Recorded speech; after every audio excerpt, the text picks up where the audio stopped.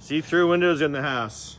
Hey Jeff, how's it going, man? It's going great, thanks to you. Gonna take a little quick tour of your van. Your custom tool holder on here, bucket for the towels,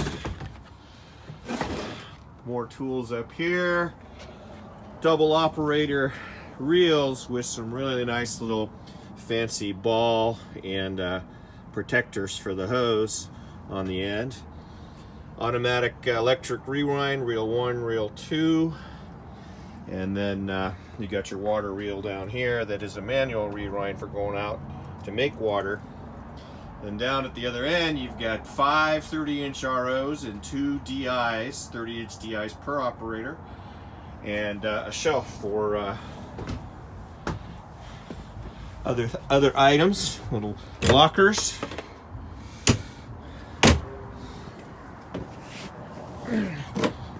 Back to your controllers, operator 1, operator 2, and RO boost, along with TDS meters and pressure meters and power. Big inverter in here with 3,500 watts to be able to be standalone power on the job site.